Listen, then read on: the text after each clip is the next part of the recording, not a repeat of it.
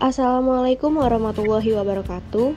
Halo semuanya, kami dari Grup I, mata kuliah Kimia Organik 1, akan menjelaskan mengenai lipid dan produk alam yang berhubungan, di mana anggota kelompok kami yaitu pertama, Dini Fadila Liontin dengan NIM 001, Audina Hairani dengan NIM 015, dan Baik Ihsanu Hawarin dengan NIM 009. Lipid dan produk alam yang berhubungan. Lipid merupakan biomolekul yang sangat penting dalam kebutuhan makanan kita. Salah satu bentuk lipid adalah trigliserol dan lipoprotein. Trigliserol adalah sumber cadangan kalori yang memiliki energi tinggi. Jika dibandingkan dengan metabolisme karbohidrat dan protein, akan menghasilkan energi sekitar 4-5 kcal per gram. Sedangkan trigliserol bisa menghasilkan 9 kcal per gram. Fungsi biologi lipid tergantung pada struktur kimianya. Minyak dan lemak merupakan cadangan makanan pada banyak organisme. Fosfolipid dan sterol merupakan struktur primer pembentuk membran. Beberapa jenis lipid yang jumlahnya terbatas pada sel organisme memiliki fungsi sebagai kofaktor, elektron carriers, pigmen pengabsorpsi cahaya, ujung hidrofobik protein, agen pengemulsi, hormon dan messenger intraseluler. Sebagai bentuk umum lipid yang berfungsi sebagai cadangan makanan, minyak dan lemak memiliki bentuk sebagai asam lemak dan derivatnya. Asam lemak merupakan derivat hidrokarbon yang memiliki tingkat oksidasi rendah. Lipid relatif tidak bisa larut dalam air dan bisa larut dalam pelarut nonpolar seperti ether dan kloroform. Baiklah, kemudian ada fosfolipid, di mana fosfolipid ini merupakan komponen utama pembentuk membran yang tersusun atas double layer. Membran lipid tersebut bersifat amfipatik karena memiliki ujung yang bersifat hidrofobik dan ujung lainnya bersifat hidrofilik. Pada gliserofosfolipid dan beberapa sphingolipid, molekul bagian kepala yang polar berikatan dengan gugus hidrofobik melalui ikatan fosfodiester.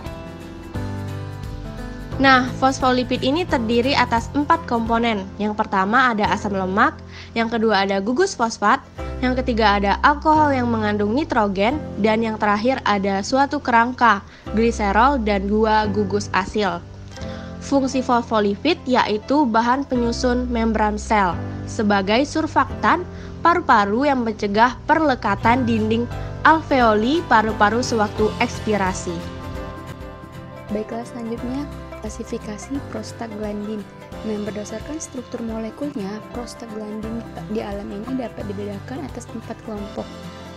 Dengan masing-masing kelompok itu ada kelompok E atau PGA, kelompok F atau PGF, kelompok A atau PGI, dan kelompok B atau PGB. Nah, masing-masing kelompok PG ini terdiri dari beberapa senyawa dengan struktur molekul yang berbeda-beda. Misalnya PGE1, PGE2, dan PGE3 masing-masing mengandung ikatan rangkap 13 trans, 5 cis 13 trans 17 cis. Nah, keenam senyawa yang termasuk PGE dan PGF dikenal sebagai prostaglandin primer. Nah, selanjutnya ini di bawahnya ada gambar dari kelompok prostaglandin PGA, bisa dilihat. Nah, selanjutnya ini adalah kelompok F, di mana terdapat beberapa struktur prostaglandin, di antaranya adalah prostaglandin A atau PGA, prostaglandin D atau PGD, prostaglandin E atau PGE, prostaglandin F alpha atau PGF alpha, prostaglandin G atau H atau PGG atau PGH, dan prostaglandin I atau prostacyclin atau PGI. Nah, menurut tata nama prostaglandin, huruf kapital di belakang nama prostaglandin menunjukkan cincin dan substituennya. Sedangkan angka subskrip huruf kapital menunjukkan jumlah ikatan rangkap di luar cincin beranggota 5. Nah, untuk selanjutnya ini ada gambar dari prostaglandin kelompok A dan prostaglandin dari kelompok B. Baiklah, selanjutnya ini submaterinya tentang terpena. Nah, yang dimana kita harus mengetahui dulu apa itu terpena. Terpena ini merupakan suatu golongan hidrokarbon yang banyak dihasilkan oleh tumbuhan dan terutama terkandung pada getah dan vakuola selnya.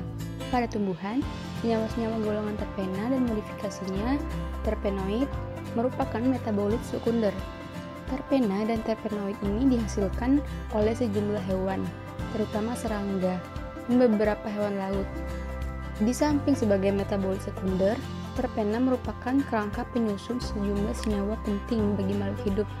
Sebagai contohnya itu senyawa-senyawa steroid adalah turunan squalene, suatu triterpena,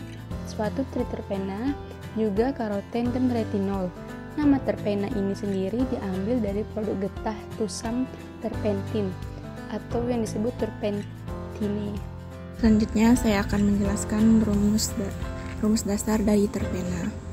Terpena memiliki rumus dasar C5H8N, dengan N merupakan penentu kelompok tipe terpena.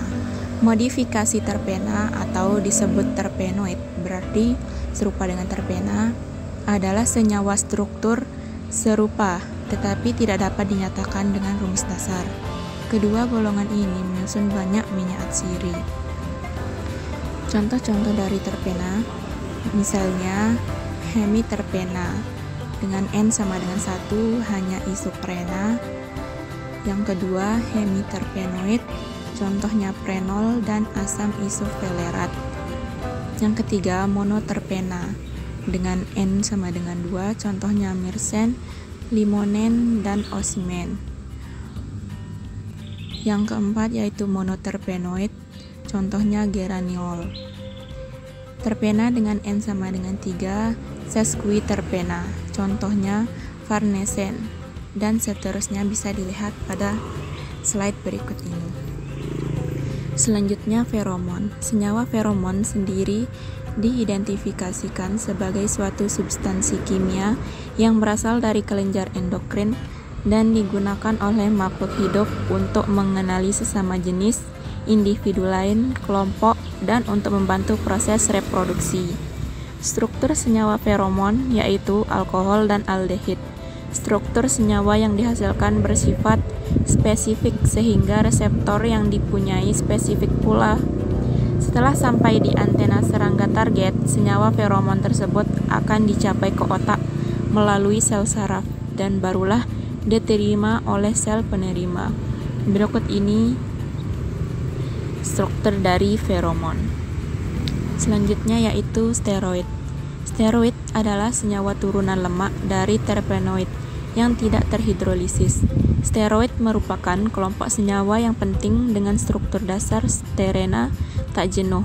Bahasa Inggrisnya saturate tetracyclic hydrocarbon atau 1,2-siklopentanoperhidropenantrin dengan 17 atom karbon dan 4 cincin. Senyawa yang termasuk turunan steroid misalnya kolesterol, ergosterol, progesteron, dan estrogen. Pada umumnya, steroid berfungsi sebagai hormon. Steroid mempunyai struktur dasar yang terdiri dari 17 atom karbon yang membentuk 3 cincin sikloheksana dan 1 cincin siklopentana. Perbedaan jenis steroid yang satu dengan steroid yang lain terletak pada gugus fungsional yang diikat oleh keempat cincin ini dan tahap oksidasi tiap-tiap cincin. Berikut ini dapat dilihat struktur dari steroid. Misalnya yang pertama, testosteron yang terdiri dari 3 cincin heksana dan 1 cincin pentana yang mengikat masing-masing OH3, ada 2 dan OH. Dan yang lainnya juga dapat dilihat pada slide. Baiklah, itulah tadi penjelasan dari kelompok kami mengenai lipid dan produk alam yang berhubungan. Lebih kurangnya kami mohon maaf. Kami ucapkan terima kasih sudah menonton dan akhirul kalam. Wassalamualaikum warahmatullahi wabarakatuh.